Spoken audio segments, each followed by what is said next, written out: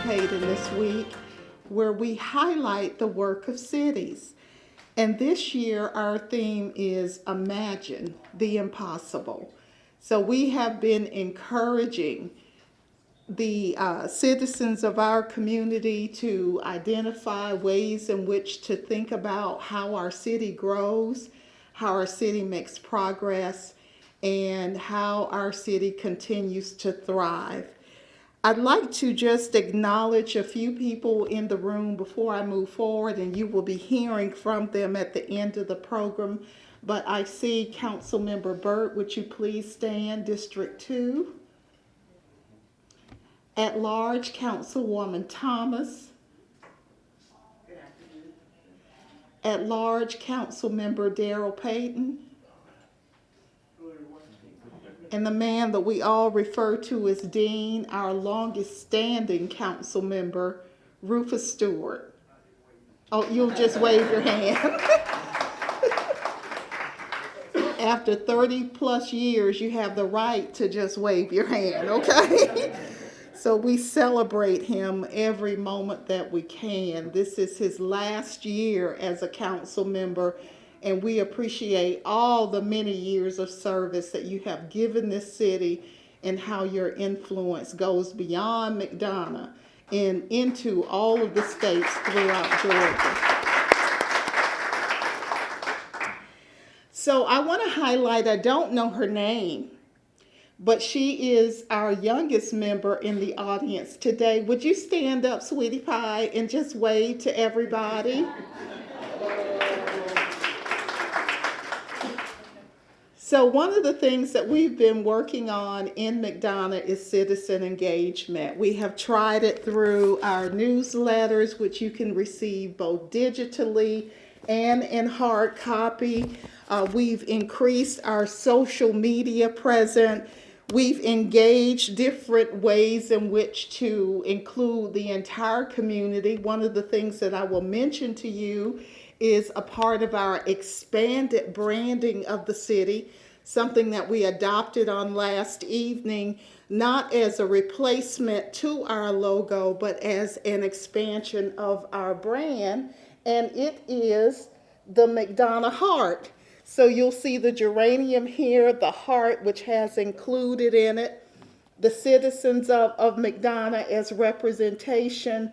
The circle around the logo is actually a nod to our railroad history. McDonough has a big railroad history, and we also have many different facets to our city. So we'll be using this as a way in which to connect with the public. And one of the things we're very anxious to do is to connect with the young people in our community. So we have developed Mr. Potts. And Mr. Potts is an animated geranium. He is the ambassador of the city, so look forward to seeing comic books and cartoons and a number of other things as a way in which to educate the public. Can y'all give our team a round of applause for the hard work that went into putting that together? If I had thought about it, I would have asked Councilwoman Thomas to wear her t-shirt because she looked so cute in that during the cleanup this past weekend. But I want to thank you all for being here on today. We've got our Public Works Department that will highlight several things: the McDonough Fire Department, the McDonough Police Department, and we also have our Chief Administrator and City Administrator, because I don't see Steve right now, so I'm going to tag Andrew Baker and ask that he comes forward as our Deputy Administrator and brings greetings, and then I will close out and turn it over to our magnificent Fire Department. Good afternoon. It's a noon? It is. I hope all is well with everyone today. We're excited to be a part of this Georgia Cities Week. Last year, I had an opportunity to speak during the luncheon, and today I'm looking forward to learning about CPR as well as the Fix Click. These programs are offered to the citizens as a benefit. And I'm really just excited to see that you've taken time out of your schedule to be a part of this learning session and to get close to your representatives. The unique thing about McDonough is that you have access to your elected officials, and that's good. In a lot of places, you can't really reach the mayor, you can't talk to your council members, and so that's a plus for this city. And I'm just excited about what we're going to gain today, and I just want to say welcome. Thank you, Andrew, also AKA Father Winter, and you'll have to show up again during the Christmas season to learn more about that. But I want to again thank you for being here on today. As I ask very often, I hope that you will become evangelists for the city of McDonough. Let them know the great things that we're doing here, how we are truly working to be a community for the people. We want to hear from you. We want you to be engaged. We are open and loving counsel. We don't always agree, but like my granny used to say, teeth and tongue will fall out. But at the end of the day, we know that we have to work together.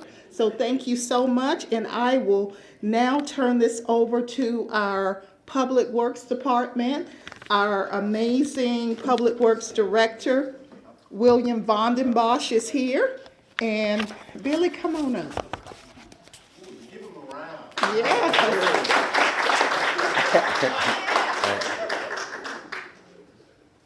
Hey, good afternoon. I'm briefly just going to talk about our C-Click Fix program that we started probably going on 3 years. And this, if you live in the city and you don't have C-Click Fix, you can follow this link or take a picture of the app and it'll take you to it, or just go to your Play Store or Apple Store and download it. And we started it like I said, going on 3 years to help citizens, to help inform us of issues around the city, concerns around the city. We were looking for illegal dumping, potholes, trip hazards on sidewalks, code enforcement problems, dead animals. And we just put it out there to kind of give our citizens a tool to inform us of what's going on. And I think we got a little clip to show you how it works, and then I'll talk about it a little more after that. Does anybody have any questions about C-Click Fix before I'll just go on to say, C-Click Fix, it's geocoded to the city of McDonough. So when you use it, if you use it, try to use it and go outside the city, it may tag Henry County. It's designed to, if you're walking around the city, if you're driving, you take a picture of it while you're in the city, and when you take that picture, it knows you're in the city and it knows what department to send it to. And we get a lot, if you use the app, give as much detail as you can. Pictures help.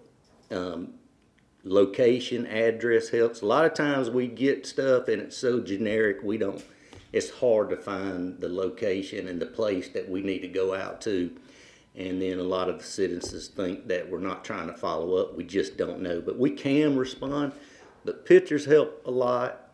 All the information you can give. And it's a great tool. And I would say that I was in a city the other day and there was some trash laying in the street, and I just picked it up and threw it in a trash can. So as a civic duty, if it's something simple, let's all get engaged and help clean the city up, right? Let's not abuse it, but it's a good tool. It's a good tool to have. I'm glad to see it helps us out, but that's it for me. My name is Lance Richards. I'm currently the Chief of Training with the City of McDonough Fire Department. I've been asked to come in today and share, demonstrate CPR, especially for the citizens, to get y'all engaged. So I'll give a CPR demonstration that is specifically for citizens, And I'll also, I'm gonna show you why CPR is important and the resources that are available to get different types of certifications based off what you're looking for. Has anyone in here ever taken a CPR class? Okay, everybody. Well, y'all don't need to see anything. How long ago was it? Been a minute? How many of you have ever performed CPR? Okay. And that's usual. So I hope that you never have to, but let's talk about why it's important and why we need it. Why CPR and the resources available? When cardiac arrest happens, the heart stops. That's what cardiac arrest is. The heart completely stops. And there are numerous reasons that we don't know why it stopped. It could be due to breathing, lack of. That can stop it. Any significant amount of medical conditions can also cause it to stop. But cardiac arrest is defined when the heart stops beating and it loses electrical activity. Okay? We'll keep it simple. Chest compressions help to move blood through the heart and to the rest of the body. That's the whole point of CPR. Who here knows what CPR stands for? Come on, teacher's pet. Cardiopulmonary resuscitation. Man, look at that guy. Ding, ding, ding. Survey says cardiopulmonary resuscitation. What I'm going to demonstrate to y'all today that you can actually leave here and take it with you and use is what we call hands-on CPR, and it's chest compressions only. That is the most important part of CPR. The pulmonary part is the breaths. So breaths are very difficult. They have found that chest compressions are the most important part of the whole sequence in CPR. So if you had to choose between chest compressions and giving breath, chest compressions all day long. That's all you do. For every minute that passes without CPR or a shock from an AED, the probability of survival drops about 10%. So think about that. Every minute that passes when a person goes into cardiac arrest, your chance of saving that person drops 10% every minute. So in 10 minutes, it's 100%. I had to use a calculator for that. I'm just kidding. 100%, 10 minutes without chest compression. So it's very, very important to start chest compressions immediately and to have limited interruptions. Who here said they have performed CPR before? Y'all know chest compressions. How long can you go giving chest compressions? Adequate chest compressions. I'm telling you, after 2 minutes, which is 5 cycles, that's 5 times, and you're just continually trying to do those chest compressions deep and fast. I'm telling you, it's very, very exhausting.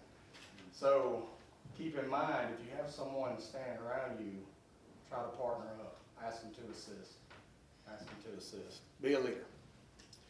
So the point of doing the chest compressions, you know, the heart is a pump. If you don't know that, what it does is it contracts and then it releases. When it contracts, it's squeezing the blood through the body and it circulates back through the lungs to the heart. Every time the thing pumps, when it releases, it's actually a vacuum. It pulls blood into it, then it pumps it back out. So that's what we're doing. We want to do good deep chest compressions. That's pushing blood out to the vital organs of the body. The vital organs, that's what keeps us alive, including the brain. And then when you let full chest recoil, which means let the chest come completely up, the heart's doing what we call refill. It's filling back with blood. So then you push it back out again. Very important.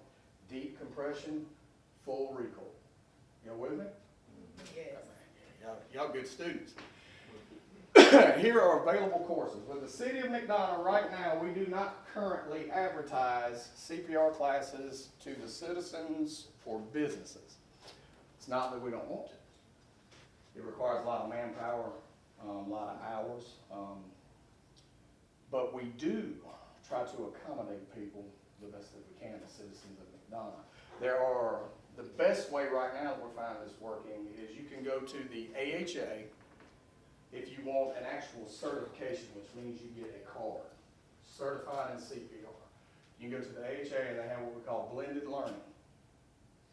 Y'all familiar with blended learning? I just got up to date on that. What it is, you do all the classroom portion online, and then you'll get a certificate once you complete it. You bring that certificate to the fire department and show it, and then what we'll do is we'll check you off on skills. Doesn't take long at all, 20 minutes, and you're done. Then you go back and present that to the certifying training center, and they'll send you your card. And then the research that I've done with the ERTSS, the American Heart Association, not sure about Red Cross, but the course is usually around $50 to $55, and the card's included. Okay. Today, like I said, we'll be discussing hands only. It's for the general public. That is not a certification. That's just because you want to help. You want to help. You want to be proactive. Heart Saver is an actual certification. That is certified CPR. People who usually seek this certification are daycares, churches, schools, even law enforcement. BLS provider, that is basic life support. That is for your healthcare professionals, normally in your nursing homes, assisted living, some nurses, things like that. And of course, we have, that's what we do as a fire department, is basic life support for the majority. The top tier is ACLS, which is advanced cardiac life support. That's usually in your paramedicine. That's for your paramedics, and then when you get to your registered nurses, and things like that into cardiac specialty. I'll give an actual demonstration. I've been in the fire service for 28 years, and you think you've seen everything, but then something else happens, and you go, okay, I haven't seen it all. I have yet to witness anyone have cardiac arrest on top of a table unit. But for demonstration purposes, that's what we use, our tables, even in classrooms. And this is so you can see. First thing you want to do, if someone is not already on the ground or on a hard surface when they have cardiac arrest, and it does happen, sitting in chairs, slumped over, on couches, and in beds, you need to move that person to the ground or the floor. Make sense? Because we need a hard surface so they don't bounce, so we can get good compressions. On the average adult, what you do is you'll find center line between the nipple line and the sternum. You put the heel of your hand in the center of that. Heel of the hand. I lock my fingers and lock my elbows. The reason we need a hard surface is on the average adult, on any adult, you want 2 inches of compression. That's a lot. Has anyone witnessed CPR being performed? It's not pretty. It's brutal. So that's the depth of compression you want right there. And that's the rate you want. Just like that. 2 inches in and full recoil. See how I'm letting the chest come all the way up? I'm actually taking my heel of my hand off of it every time I release. Just release that. Do you know how long you do that for? Till help arrives. I ask people this, and it's a trick question. What happens if you can't do adequate chest compressions anymore? Just try your best. Let me tell you, the worst thing that you can do if someone goes into cardiac arrest is nothing. That's the worst thing that you can do. You're not going to hurt the person. I find in a lot of classes, people are scared to initiate CPR because they're scared they'll hurt that person. When they're in cardiac arrest, that's death. There's nothing else that you can do to that person that'll harm them. So the only thing that you can do by trying to do chest compressions is actually give them a chance to survive. Okay? Now the difference, that's just hands only. Any of y'all are qualified to do that or attempt to do it. When you start getting into Heart Saver, you start learning breaths. And then you'll get into, y'all have heard like 30 compressions and 2 breaths. And what that means, 1, 2, 3, 4, 5, 6, 7, 8, 9, 10, 11, 12, 13, 14, 15, 16, 17, 18, 19, 20, 21, 22, 23, 24, 25, 26, 27, 28, 29, 30. I'm not giving mouth to mouth to anyone except friends, some friends, and family, and all children. All children. But they make a pocket mask that you can buy. You place it over the victim's mouth, tilt their head. See how you get chest rise? That's the more advanced things that you get into when you actually want to get certified in CPR. Okay. It'll also get into infants. Infants' chest compressions are usually done with the encircling hands technique. See where my thumbs are? They're in the center of the chest. You can lay them on a table, and all you do is use your thumbs. You want 1.5 inches depth. Just remember, this is all informational purposes. Hands-on. Y'all can do hands-on. Anyone interested in learning CPR, I have cards on back of the table that you can contact us. We have multiple instructors that can get you to any certification that you would like. They're usually willing to do it on their days off as well for groups at their discretion. So just let me know. Like I said, I have some cards on back of the table, very back of the room. Are there any questions? For the infant using your thumbs, up to what age? Up to what age? Up to 1 year. It's a good question. Okay. Yeah.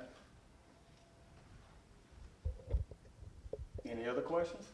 Yes, ma'am. Should we ever be concerned about if there's anything in the mouth? In the mouth, as well as you go to get certified in CPR, starting at the heart saver level, it'll go through AED, which is learning to shock someone. It'll also go over choking, which will cover that in the mouth. Remember, we're not concerned with the mouth with hands-on CPR because we're not doing anything with the airway. We're not giving breaths. All we're doing is chest compressions.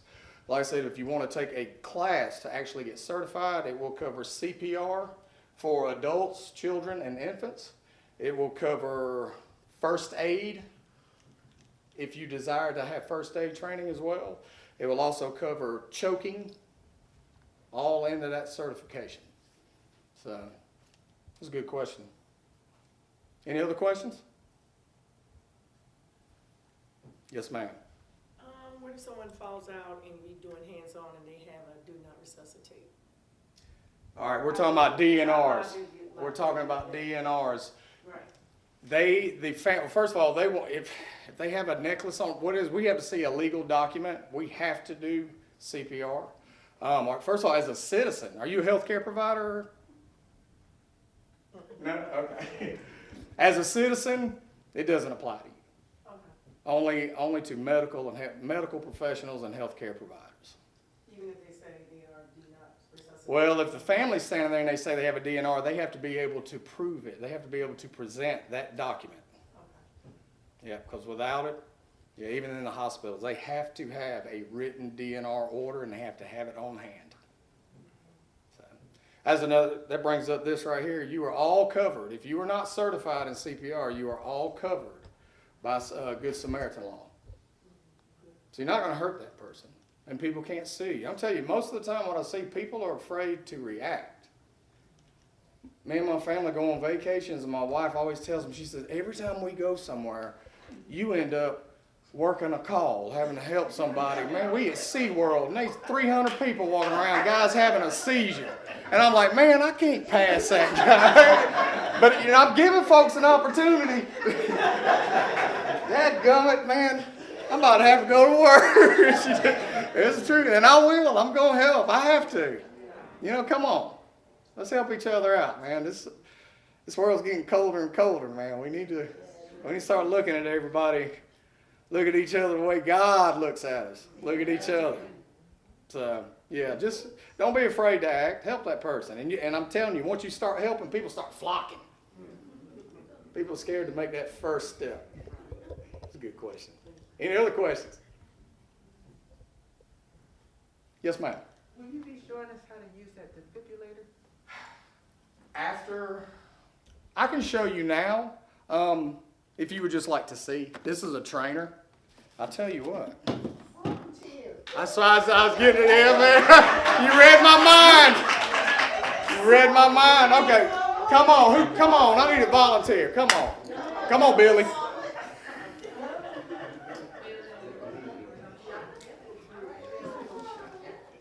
Okay, these actually are located in city buildings. There's some in City Hall. And all of the city employees know how to use this. They do. They do. All right, we take the lid off. All right, let's talk about AED real quick. Does anyone here know what it stands for? We're getting complicated now. I was trying to keep this very simple, a promotional thing, but hey, I'll go as deep as you want, man. It's automated external defibrillator. That's a big fancy word for it shocks. It's an electrical shock. The heart has electrical activity in it. It's produced from the brain, goes through some fancy stuff in the heart, and what happens is that electrical current, when it hits the heart, that's what makes it contract. I'm sure most of you have heard at some point in your life or seen movies when somebody grabs something electrical, they can't let go of it, and so you got to knock them off of it. That's because electricity makes your muscles contract. That's well, the heart is a muscle, and when that electric impulse hits it, it squeezes. So it's just a quick shock makes it do that, and then it relaxes. Well, that's the vacuum pulling the blood. Shock, squeezes, then it releases. So it pushes blood out, sucks blood in, pushes blood out. It's a pump. This was invented to recognize certain irregular electrical activities, and that's what, how many people here know what a pacemaker is? That's all that is an internal defibrillator. If the heart starts beating funny, it gets an arrhythmia, it'll start shocking the person, and what it's doing, it'll reset the heart for a split second and get it back in rhythm. That's what this does. This is for people who don't have those defibrillators for the most part. It's doing the same thing. So somebody goes into cardiac arrest, and while it is that their heart still has electrical activity, it's just not pumping. This thing got out of rhythm. That thing's just fluttering. This will recognize it. And if it recognizes that pattern, it will advise a shock. And it works. It usually works. Okay, pads. First thing you want to do, let me cut this thing on for you. It's a trainer, it's not a real AED. All right, first thing you want to do is cut the AED on. Mash that button. That's it. Nope. You ain't got to hold it. Oh, it's working. Look at that. There we go. Unit okay. Stay calm. Check responsiveness. Are you Call calm? for help. I'm calm. You calling for help? Need help. Okay. All right. It says to attach these to the patient's chest. Attach defib pads to patient's bare chest. This one, can you see that? Mm-hmm. Says that it goes right here. This one, Attach picture, but it defib normally pads to would. patient's bare It chest. says, because it's stuck, goes right there. Okay. Plug that in. Attach defib pads to patient's bare chest.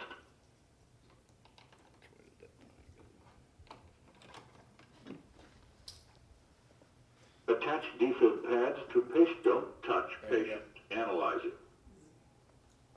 See, this thing will direct you through all the Don't steps. touch patient. Analyze it. Just follow directions. Do what it says. No shock advised. Start CPR. I got it. See that beat? Even tells you what rhythm you have to go at. It's your chest compressions.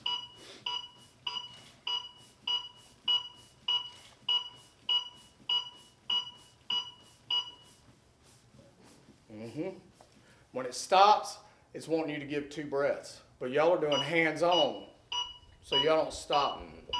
You don't ever want CPR to stop if you can manage that.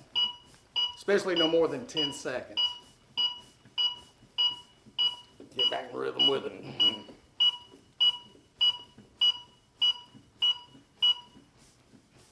Give 2 breaths.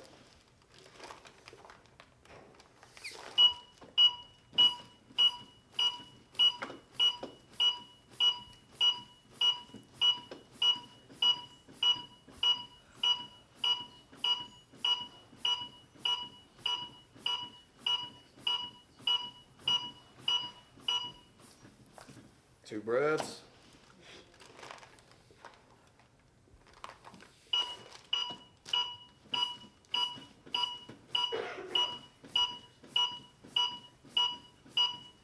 You want to get some of this? Yeah. Yeah, you do. I do breaths. Go, Billy. Go, Billy. Staying alive. 2 staying breaths. alive.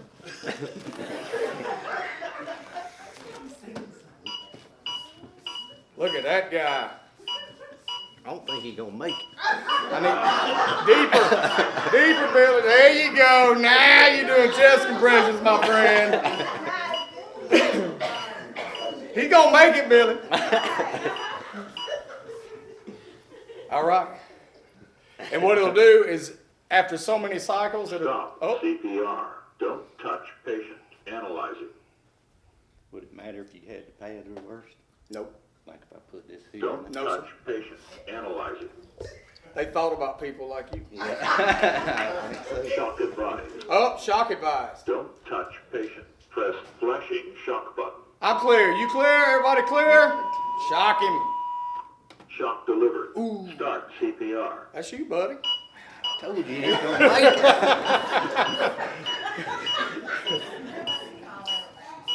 There you go. It's good compression, Billy. All right, buddy. You're good. So how long do we do that? To help Till help arrives. Till the finest McDonough Fire Department comes and takes over. Then we'll start advanced care. Yes, ma'am.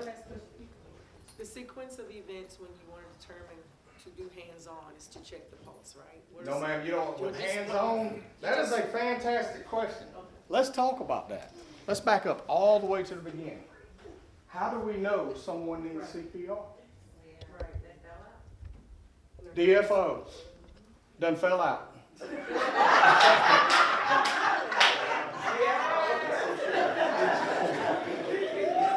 We run a lot of those, and we get there and we find out they don't need CPR. But see, as certified personnel, we must know the difference. As a citizen who is not certified, in Heart Saver, they don't even teach. That's a certified CPR card. They don't even teach to check for pulses anymore. They tell you to look for breathing. If you can't tell that they're breathing, that's a good sign that they're not getting adequate breathing. Start CPR. Now, y'all don't think I'm crazy when I say this. And some of my guys have come to me about it. But I'm saying it's what the AHA teaches. If you can't tell if they need CPR or not, or laying down, start chest compressions. If not on the first compression, by the second compression, I promise you, if they don't need CPR, they're going to tell you. They're going to tell you. You're not going to kill them doing CPR. You'll hurt them, but you won't kill them. And they might even be mad. But you know what? If you don't know and you start those compressions and they start screaming, congratulations, you got your first save. Yeah, they all tell you thank you. Just check for breathing. Okay. If you can't tell they're breathing, start compressions. Okay. Yep. With your face looking at the chest, right? Yeah, look and see if their chest is rising or belly breathing. If their mouth is open. Now, if they're doing snoring, that's actually called agonal breathing. Sounds like snoring, and what that means, they're taking a breath like every 30 seconds or longer. And we're supposed to take a breath at least every 5 seconds to sustain our vital organs to live. So, like I said, if the breathing doesn't look normal or you can't tell they're breathing, start chest compressions. You ain't gonna kill them. And I'm not gonna pick at you. When I get there, I'm gonna tell you good job, and I'm gonna look at them and say, okay, they're breathing, then they got a pulse rate, we're good. And hey, way to step up.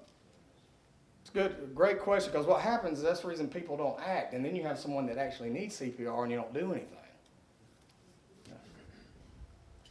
I was just wondering, with the mannequin on the table, it looks like it's rubber or something. It looks like it's pretty easy. With the human, the chest is not that soft. So how is it a lot more difficult than that? Depends on the size of the person, the age of the person.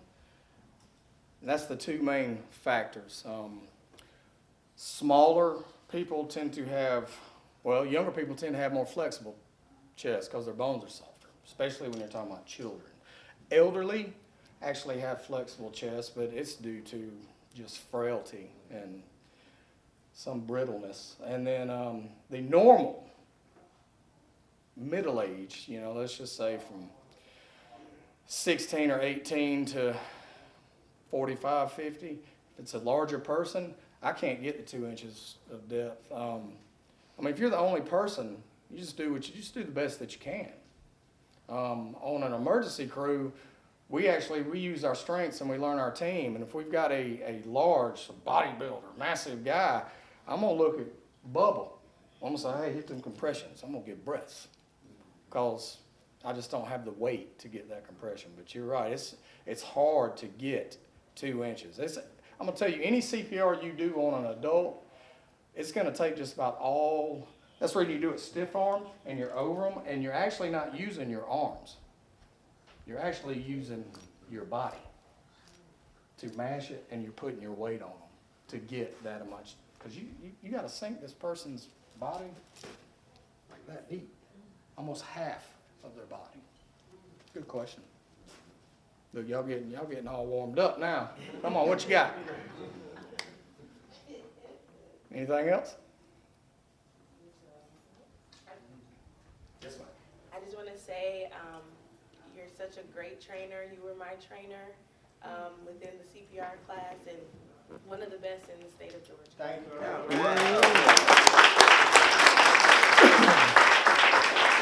Look, each year we offered up to the entire city of McDonough employees for friends and family. If you seriously, I'm telling you, if you want to learn CPR, the easiest thing to do is just go to AHA, American Heart Association. They have the hybrid class, the blended. Take it online. I think it takes about an hour, maybe 2 hours. And once you complete that, they'll give you a certificate. You print it and you bring it. Call. Got a number back there on my cards. Call the fire department and we'll see about scheduling one of the instructors to check you off on your skills. Take 20 minutes. Check you off, and then we'll sign it. You present that. You send that letter back to the, fax it in or email it to the AHA or the training facility, and they'll send you a card like that. You get it to your phone. It's about $50, $55. If you don't need a certification, I'm telling you, hands-on, chest compressions. This YouTube video, I found that. AHA's got all that. YouTube's got everything, and it's legitimate stuff. Go watch it. You can learn a lot from it. You just won't get that card that says, man, you're certified. But you don't have to be certified to save someone's life. You just got to care. Hey, I appreciate your time. Y'all have a good group.